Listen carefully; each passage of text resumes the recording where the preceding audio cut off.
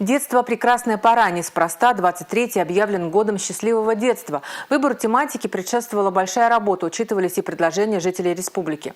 Что интересного готовят для подрастающего поколения в Чувашии, узнала Милена Алексеева.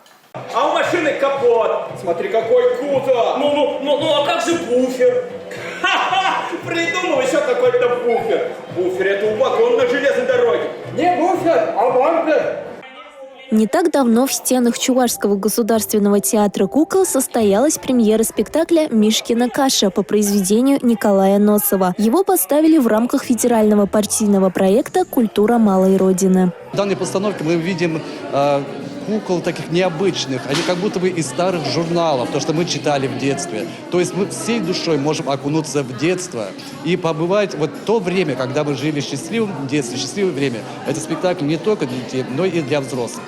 Театр кукол постоянно радует детей забавными, но в то же время поучительными постановками.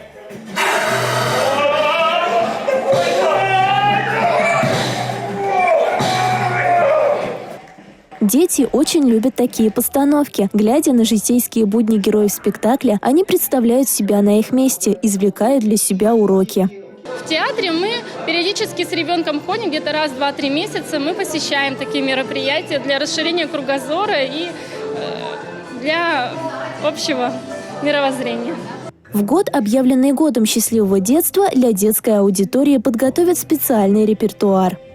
Надо сказать, что Чувашский государственный театр кукол и вся его деятельность ориентирована прежде всего на детей.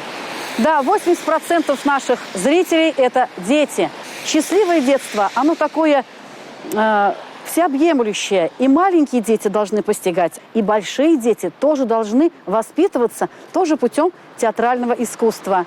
Ведомство республики на протяжении нескольких лет проводит много мероприятий для развития детей, их образования, развития творческих и спортивных способностей. Практически в репертуаре каждого театра есть спектакли, есть различные проекты, которые направлены именно на детей.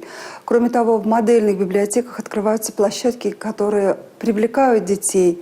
И 2023 год, год счастливого детства, станет для нас еще одним таким хорошим посылом, чтобы мы еще больше внимания уделили нашим детям, детским школам художественным, приобретению музыкальных инструментов. Конечно, мы особое внимание будем уделять одаренным детям.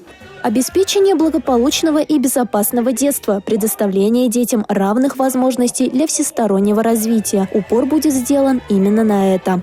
Милена Алексеева, Сергей Емельянов, Республика.